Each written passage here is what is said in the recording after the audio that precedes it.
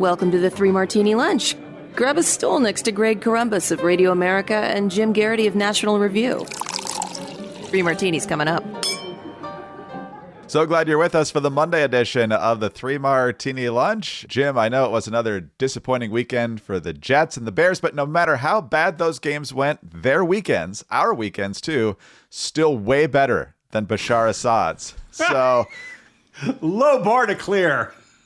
Got to put everything in perspective. So full disclosure, I was actually at the rousing Garrity Christmas party on Saturday night, and apparently we had just left when the news that Assad's fall had come, correct? Yes, and to give you a sense of how awesomely cool my younger teenager and all of his friends are, this was a huge deal amongst the Model UN crowd freshmen at Authenticity Woods High. People celebrating Assad's last Christmas, at least in Damascus. Big doings, big doings. Now, I would point out, and we'll talk more about this in a second, but Assad, obviously a brutal, rough weekend, but he did not miss a challenge on a two-point conversion that probably would have taken 2 points off the board, the way Jets coach Jeff Ulbrich did. And I have heard, I did not see with my own eyes, that when the Dolphins scored their touchdown in overtime to win the game, Ulbrich did not remove his headset because he did not realize that a touchdown would end the game. So Ulbrich, love you as defensive coordinator. You're a dead man walking as the acting head coach of the Jets. And I just have this feeling that somewhere in Moscow right now, Assad is watching that and saying, glad I'm not that guy. So there's really good news about the fall of Assad. There's really bad news about what's happening in Syria. And then, given the heaviness of those two subjects, we've got a very lighthearted topic in our Crazy Martini for you today. But before we get to all that, NetSuite by Oracle. What does the future hold for business and your business particularly? Ask experts and you'll get a bunch of different answers. Will it be a bull market, bear market, interest rates up or down, inflation up or down? Well, more than 38,000 businesses have future-proofed their operations with NetSuite by Oracle, the leading cloud ERP platform. It integrates key business functions like accounting, financial management, inventory, and HR into one seamless system. With NetSuite, you can gain real-time insights and forecasting to make proactive, data-driven decisions. With actionable data at your fingertips, you can anticipate trends and respond faster to opportunities. Close your books within days, not weeks, which means you spend less time on past reports and more time focusing on future growth. This efficiency lets you shift your attention from historical tasks to strategic initiatives that will drive your business forward. Look, in some of my other work, I interview small business owners or small business experts, and one of the things they're constantly talking about is efficiencies and making your job easier, especially in areas where you don't want to be spending all of your time. So if that sounds like you need NetSuite by Oracle. Whether your company is earning millions or even hundreds of millions, NetSuite helps you respond to immediate challenges and seize your biggest opportunities. And speaking of opportunity, download the CFO's Guide to AI and Machine Learning at netsuite.com/martini. The guide is free to you at netsuite.com/martini. That's netsuite.com/martini. All right, Jim, so this Syria thing has been a long time coming. If you went back to 2013 or so, you would have thought that Assad's days were numbered then. His father came to power in a coup in 1971, then he died, and that's a fun story also. He died of natural causes, but it's a fun story how the world found out that he was sick. And I think you know that story by the way you're laughing about it, and we'll probably get into that maybe in a little bit. But then Bashar Assad took over. He was gassing his own people. He was just massacring his own people. Obama drew the red line. It meant absolutely nothing. And then on it goes. Assad stays in power until this past weekend. And if you look at kind of the maps of which groups held territories up until just a couple of days ago, it looked like, even though there had been some advancement around Aleppo for the rebels and so forth, that Assad still controlled most of the land. And then all of a sudden, over the last few days, wow, big shift. And so we can get into that a little bit in the conversation as well. But yesterday, Joe Biden, allegedly with a cold, comes out and gives a statement, and this is part of it. After 13 years of civil war in Syria, more than half a century of brutal authoritarian rule by Bashar Assad and his father before him, rebel forces have forced Assad to resign his office and flee the country. We're not sure where he is, but there's word that he's in Moscow. At long last, the Assad regime has fallen. Did he actually sign a resignation? At that point, I think you're just grabbing stuff and heading to the chopper so the Russians can get you out of there. But Nonetheless, Jim, again, we're going to split this into good and bad martinis because there are definitely elements of both. The Assads have been a disaster in Syria for over 50 years. Hafez Assad, his father, like we said, came to a coup in 1971. He then got sick, and the Israeli intelligence were actually figuring out where he was. I don't know if this was in Damascus or somewhere else. Anyway, they collected his biological material and realized that he had cancer. That's how they realized Hafez Assad was not going to be much longer on the earth. But Bashar Assad, just as bad, if not worse. And at the same time, he's propped up by the Iranians. He's propped up by the Russians. And so they look bad in all of this as well. Of course, the support for Hezbollah from Iran's coming through Syria and the other terrorist groups as well. So huge loss for the Iranians. There's plenty to be happy about as we get this news. It's just what comes next that's a big problem. Yeah, and I think that's the healthy attitude, which is why we're splitting it into two separate topics today, because they all deserve their share of attention. As much as I understand trepidation about who replaces Assad and some of the forces that have been opposing him, which we'll discuss a bit more detail in a second, there's no getting around the fact that for a long stretch, let's say from Saddam Hussein gassing the Kurds back in the late 80s, there was something of a taboo about using chemical weapons in warfare, and particularly in gassing civilians. People had seen the horrors of World War I. Almost everybody signed the Chemical Weapons Convention, now including Syria, by the way. And the idea was, well, okay, for as terrible as the world is, as much as you saw massacres, at least this is one form of warfare that has been put on the shelf and is not going to be used again. And in fact, in the lead up, there was to this, when there was reports that they were mobilizing this, you may recall, former President Barack Obama drew his red line, and he warned the Assad regime that this was a red line. Don't do this. And of course, Assad did do this. People, I think people don't realize it wasn't just one. There were a couple incidents that were very high profile. But a fairly reliable international institution, the Global Public Policy Institute, did a really great in-depth report on this. I put a link to the report in today's Morning Jolt if you want to read through all of it. They came to the conclusion that at least 336 times the Assad regime used chemical weapons against opposition forces. And sometimes they're targeting military forces. Sometimes the chemical weapons effects were killing women, children, civilians, etc. And if you start saying, they probably just counted every rumor and everyone. Well, 162 cases, they said, actually, we couldn't confirm it. So we don't know. We don't have reason to believe that this was an actual one. Chlorine and sarin were the two most common. Chlorine, by far the most common. Sarin, which is really deadly. There are other ones where they just could not confirm what chemical it was. There was not enough tissue samples, not enough stuff on the ground left there. Now, you may recall, wait a minute, chemical weapons. I thought Syria gave away all their chemical weapons because the Russians helped us do it. Remember Obama and Biden back in the summer of 2014 said, hey, Russia came in and they're going to get rid of all of it. So it's great. It's good. Yay. And a healthy portion of those 336 incidents occurred after that. So yes, we got taken to the cleaners. You'll probably hear somebody saying that chemical weapons were used on both sides in the Syrian civil war, and that's technically true, but not really, easily misleading. 98% were by the Assad regime. The other 2% were by ISIS using sulfur mustard. Also bad stuff, no getting around it. But I just kind of feel like the Assad regime demonstrating that I can use poison gas on people and there's nothing you guys are going to do about it. That I think is the single worst thing Assad ever did. Now they're opening up the torture rooms and the rape rooms and all the other human rights abuses that occurred during that time.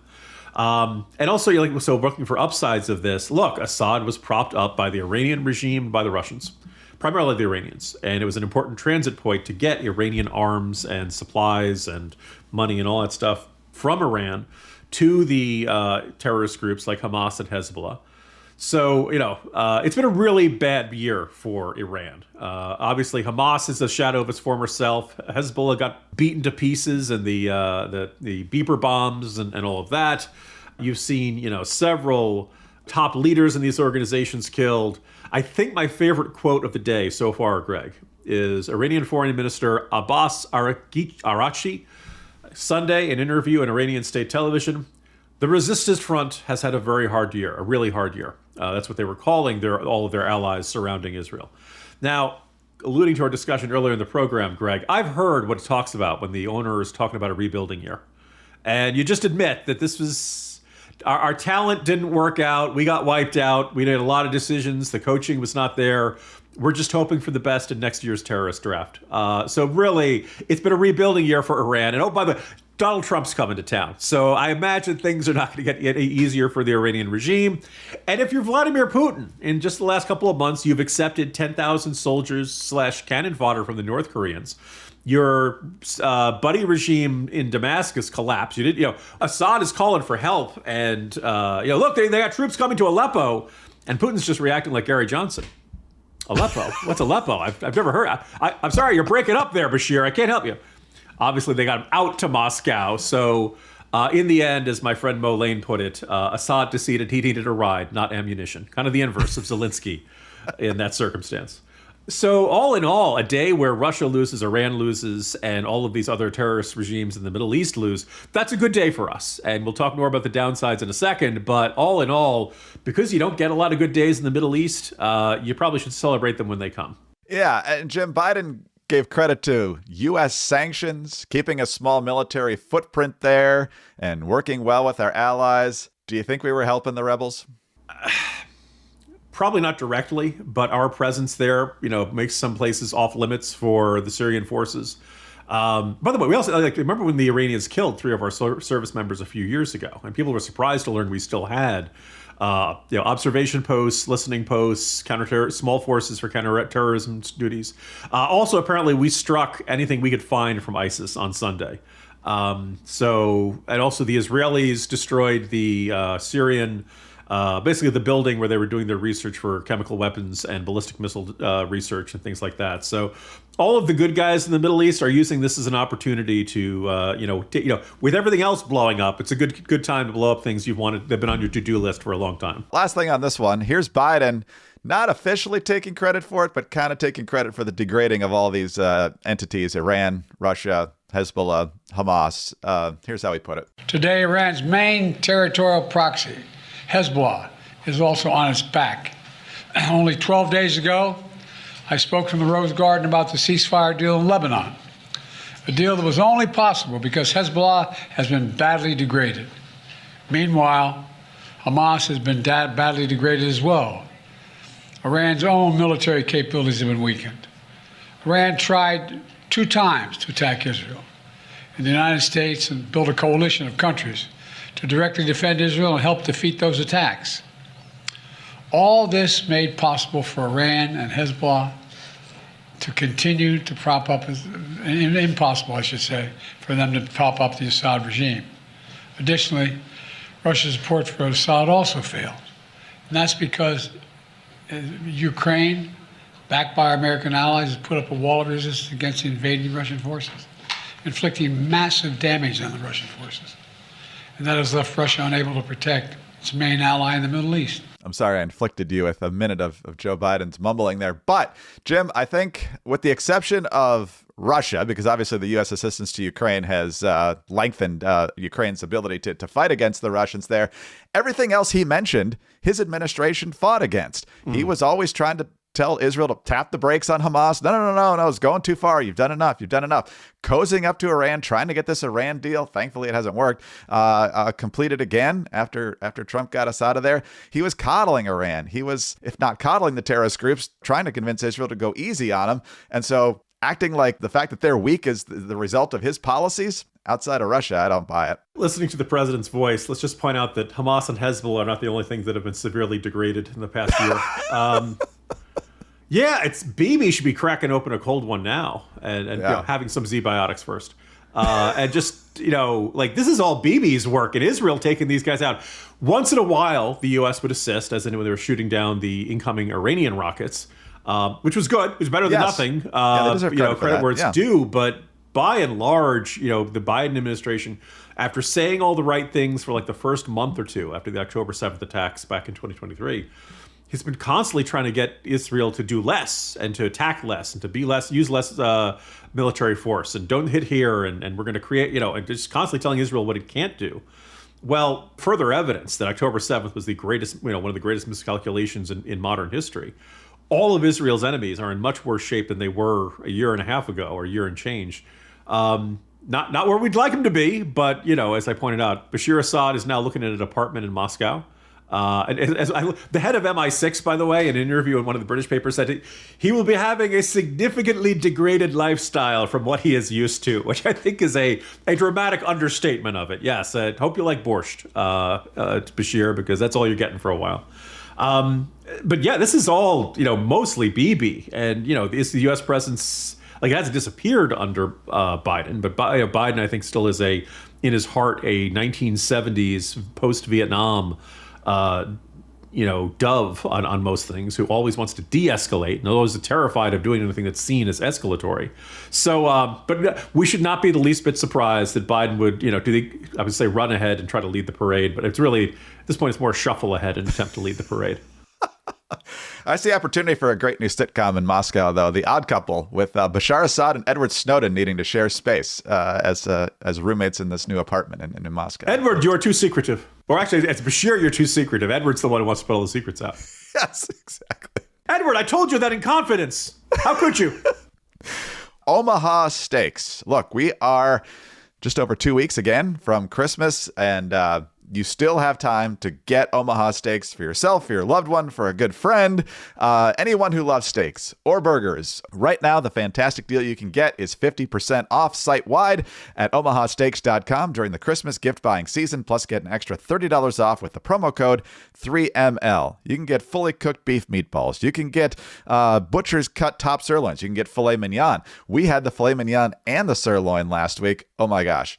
There's nothing to choose of. Just, yes, I want all of it. And I got more than I could eat. It was so good. Visit omahasteaks.com and save 50% off site-wide during the Christmas gift buying season. Promo code 3ML. That's 50% off at omahasteaks.com and an extra $30 off with the promo code 3ML. Minimum purchase may apply. All right, Jim, on to the bad part of the Syria story. And the guy who's positioning himself as the leader of this rebellion is a guy named Mohammed al-Jalali. Who's Mohammed al-Jalali? Well, he's been in radical circles for well over 2 decades. He was part of al-Qaeda in Iraq, which, of course, was targeting and killing and wounding and maiming U.S. forces. So he most likely has American blood on his hands, at least as a planner, if not as an actual combatant. He was also a leader of the al-Nusra Front, which even the Obama administration bombed at least once during his administration. So at the very Sunni radical edge. And so now he's head of this thing called HTS, which allegedly has taken on a more moderate tack, and they promise not to butcher religious minorities. Time will obviously tell in that situation. But here is Joe Biden yesterday planning to send a whole lot of money into Syria as a result of this regime change. With a new constitution, a new government that serves all Syrians. And this process will be determined by the Syrian people themselves.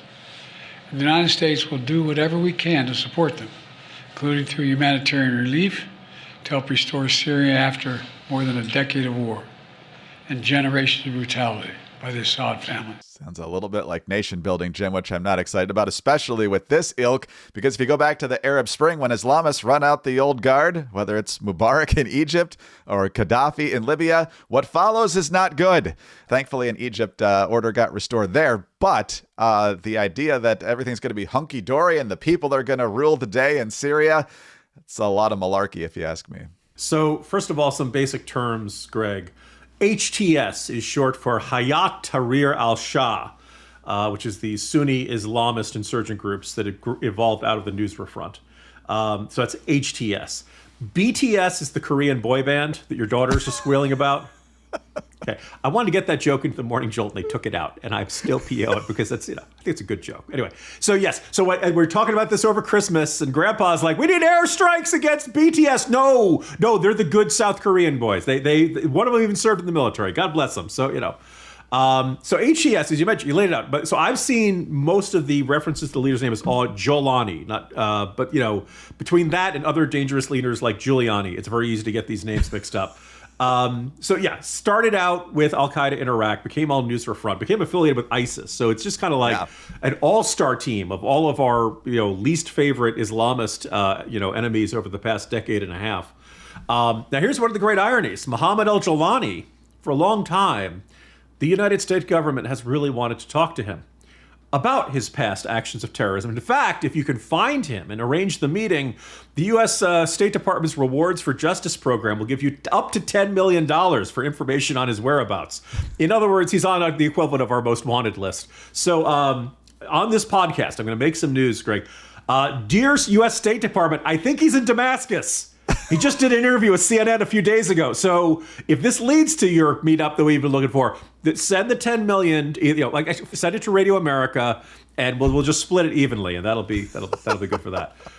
So a guy who was on our most wanted list might be the new guy who's running the. Now, again, in this interview with CNN, for what that it's worth, and I take an entire salt lick with it, or salt mine. In the end, he says, look.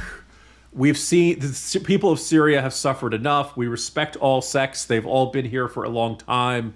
We're not going to go around killing all the Christians. We're not going to go around killing all the Druze, etc. That's great to hear. I'm not necessarily going to buy real estate in downtown Damascus based on this. If he really means it, and I suppose middle age comes for everybody, so maybe there is such a thing as an Islamist who looks at Syria and what has really been effectively like a 14, 15-year civil war, including the use of chemical gas, maybe everybody in Syria is tired, but I would not count on that, and I would not make U.S. policy based on the presumption that these guys are going to be kindler and gentler Islamists. Trust but verify, as President Reagan said. Very skeptical. I don't think there's going to be any appetite among the American people to send in aid. Obviously, we'll be hoping that there isn't another wave of refugees coming out of there and flooding into the streets of Europe. On the other hand, based on how bad things have been in Syria, you figure at some point they're running out of refugees. Well, I'm sure we can take the Biden administration's confidence for its word, since at the fall of Afghanistan, they were saying, no, Al-Qaeda will never reconstitute here. They have nothing to worry about. We still have enormous influence over the Taliban, right? Yeah, over the horizon, yeah. Kamala Harris said she would be standing up for the rights of the women of Afghanistan, and she would never forget about it. Kamala Harris, by the way, I looked it up. She is, according to the White House website, which puts up transcripts of all of their remarks and all that stuff, Kamala Harris has made 2 public statements since the election, since the concession speech. So you don't count that one. There was the Thanksgiving one. She did an appearance at a veterans event but didn't say anything. There was a black legislator event that she got together at. And maybe there's some event tonight, but apparently that one's closed to the press. So, look, I get losing the election stinks, and you probably... Maybe she needs Z-biotics. I don't know. But maybe there's a circumstance in which she's, drowning her sorrows. But you have a day job as vice president. And, you'll have a lot of time to lick your wounds after. You still have a job. And I just feel like both Biden and Harris have been... We rarely see them. And particularly also in the case of Biden, he never answers any questions. Oh, who was on Meet the Press this weekend? Donald Trump. Trump, you may not like the answers, but he's willing to take the questions. Unless there's a tie in the Senate, you're not going to see much of Kamala Harris. She's, at least for the next month and change here, like Hotel California. She's checked out, but she can't leave. Guess she could, but she's not going to. Anyway, let's talk about Lumen, because, it's the Christmas season. Again, 2 weeks, you're going to get a lot of sweets. That's a lot of sugar, but you want to keep track of your metabolism even during these times of year when your diet just kind of gets cast to the wind. So you want Lumen, the world's first handheld metabolic coach. Could not be simpler to use. You wake up in the morning. That's step 1. You grab your Lumen. You take a deep breath in. You exhale into your Lumen. And then it tells you, are you burning fats, are you burning carbs? And then it gives you a nutrition plan for the rest of the day, as well as workouts, sleep, even stress management. Your metabolism is your body's engine. It's how your body turns the food that you eat into the fuel that keeps you going.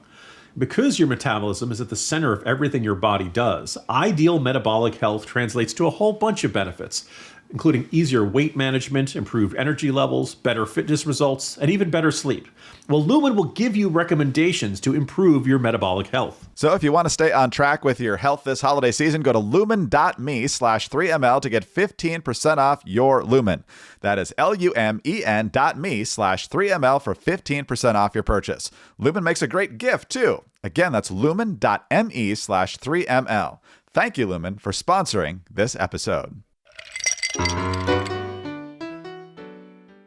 All right, Jim, we had a lot of heavy content today with what's going on in Syria, both the good and the bad. And so let's talk about something that you and I probably talk about more off air than we do on air. And that's how horrific the drivers are in the greater Washington, D.C. area. Now we have proof. We have proof from LendingTree, which did an overall list of the states, which included the District of Columbia, for bad driving. And the bad driving includes accidents, DUIs, speeding-related incidents, and citations. And so, drum roll, please, the worst state in the entire country is Massachusetts overall, followed by Rhode Island. I don't know what's going on in New England. I mean, most of the Kennedy brothers are gone, so I don't know what's explaining the situation in Massachusetts. Then California. Then number 4 is D.C., and not far behind at number 8 is Maryland, which you and I complain about all the time. Almost every time I get cut off in Northern Virginia, I'm like, oh man, what is that guy? Oh, he's from Maryland. At this point, it's almost like a compassionate, he doesn't know any better. He's from Maryland. But if you, and by the way, Arkansas is number 1, followed by my home state of Michigan at number 2 in terms of the good drivers, which is amazing because the speed limits are really high in Michigan, but they do well there. Worst among accidents in the country, Massachusetts. Again, D.C. is 4th worst. DUI rates, get those foam fingers out, D.C. You're number 1, followed by California, North Carolina, Wyoming, and New Jersey. Worst speeders, North Dakota. That shouldn't come as a huge surprise. A lot of straightaway roads there with not a lot in between. So followed by Iowa, Utah, Idaho, and Wisconsin. Jim, you and I have had this frustration for a long time about the greater D.C. area, and now we actually have data to back up what we already knew. And if I remember, our current and really for many years, long time home state of Virginia, ranked in the middle of the pack. If I remember correctly, you discussing this at the party. It's not great. It's the 22nd worst state, but yeah, it's pretty much in the middle. Okay. It's not that there are no bad drivers in Virginia, but there seem to be relatively reasonable, and I very much have that experience. You'll find that the opening joke in Gathering 5 Storms is Alec complaining that the road they've taken in Ukraine is supposedly the safe one. They nearly get bombed. And he says, "What did the other road have? Landmines, snipers, Maryland drivers?" And when you make a joke like that, you know that one state is going to be irked by that. Maryland listeners, we love you. Thank you for listening to the program. You can't drive. That's the problem. Or maybe you're the one good driver. I do occasionally get behind the 5. I believe in the state of Maryland, which has got a couple million people, there are 5 slow drivers, and I always seem to be behind one of those. They're rare, but that happens. And I used to get really irritated by this, and then it kind of dawned on me that if you grow up in Maryland and everyone around you is a crazy driver, well, then you just become a crazy driver because that's your sense of normal. And you don't realize that, the fact that you for the Maryland drivers out there who are listening to this podcast, first of all, pay attention to the car in front of you. Pay attention to what you're doing. Stop listening to this podcast. Second thing, the lesson is this thing that you use on the left hand as you're driving, that's your turn signal. I know you've never seen it before. You've never heard of it before. But traditionally, you do that when you're going to make a turn or you're going to change lanes. I know a lot of people act like it's optional. You know what you didn't mention as high up as I expected, Greg, and it's no offense. I actually love this state. Was that chance to visit it recently, but Florida drivers are supposedly some of the most, fastest and most aggressive and, death before yielding drivers in the other roads. And they seem, another one where I figure if the culture is for aggressive driving, you just get used to it and you just think that's your sense of normal. And the other, so did New Jersey stand out in anyone, since that's technically where I was educated and learned to drive? New Jersey was 5th worst overall. They were 5th worst for accidents, and they were number 5 also for DUI. So they're nothing if not consistent. I will point out, because you'll at the party, we had several teenagers who had just gotten driver's licenses and learning permits, and recognizing that Northern Virginia, DC area, is some of the worst traffic in the country. Rush hour is really terrible. Rush hour starts early. It goes relatively late in the day. So our kids are having to drive in a tougher environment than we did. But this state does not teach parallel parking. And I think that is a crime against humanity. Where's the Hague when we need it? Because everyone should know how to parallel park. It's a skill. You can get better at it with practice. And I'm just stunned that people are allowed off. Like maybe if you're in a state like Wyoming, where the entire state is open and there's plenty of parking, maybe you don't need to worry about it. But in this area, you need to. Oh, by the way, again, didn't mention very much on the list. Greg, do you know why Wyoming drivers never use turn signals? Why? It's nobody's business which direction you're going in. They're very, very libertarian, very, very, very concerned with their privacy out there. Exactly. Anyway, now that I've insulted every state and their drivers, those listeners who are still listening and saying, Virginia, those who were born in New Jersey and raised in, now live in Virginia, those are the worst drivers. We're very milquetoast drivers up here. We're very, boring suburbanites. So we drive pretty normally. I will say that when I'm in Maryland, I feel like it's better than when I deal with Maryland drivers in Virginia. So maybe it's just a familiarity thing. Maybe they exiled all of their worst drivers. We have to get out of our state. Quite an eventful Monday to kick off our week. We'll see what we got in store for us tomorrow. See you then. See you tomorrow, Greg. Jim Garrity, National Review. I'm Greg Corombos of Radio America. Thanks for being with us today. Do be sure to subscribe to the podcast if you don't already and tell your friends about us as well. We'd love to have them listening. Thank you also for your 5-star ratings and your kind reviews. Please keep those coming. Get us on your home devices. All you have to say is play 3 Martini Lunch podcast. Follow us both on X. He's at Jim Garrity. I'm at Dateline_DC. Have a great Monday, and please join us again on Tuesday for the next 3 Martini Lunch.